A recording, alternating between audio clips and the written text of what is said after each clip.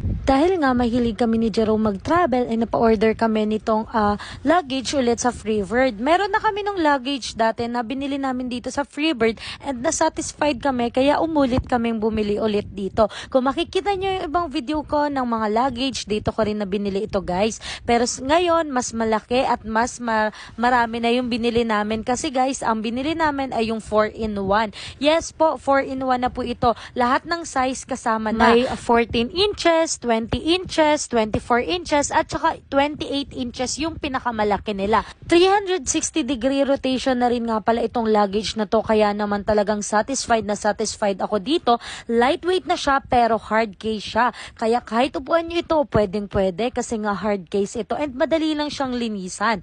And ang maganda dito guys, pwedeng pwede kayong mamili kung gusto nyo ay isang piraso lamang or isang size lamang, and then pwede kayong mag 2-in-1, 3-in-1 or 4-in-1. Depende sa kailangan nyo. May iba't ibang color din nga pala silang available, pero dahil team puti tayo ay white talaga yung pinili ko kahit meron na ako nung white. Tingnan nyo naman kung gaano kaganda. Meron tayo dyan 28 inches nga pala itong pinakamalaki nila. Tingnan nyo naman kahit ikot-ikutin mo ito at kahit paanong lakad ang gawin mo ay talagang susunod at susunod sa iyo to.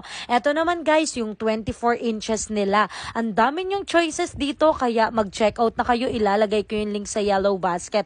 Ito naman guys, yung kanilang 20 inches, tapos 14 inches yung maliit sa taas. Pwede din bilhin nyo halimbawa ay 28 inches na may kasamang 14 inches or 24 inches na may kasamang 14 inches. Pwedeng pwede. Kasi pwede nyong lagyan ito ng mga personal na gamit nyo or halimbawa mga pagkain na baon nyo. Mas madali nyo siyang makukuha, o diba? Sobrang sulit kayo dito kaya i-check out nyo na. Ilalagay ko yung link sa yellow basket. Mag-check out na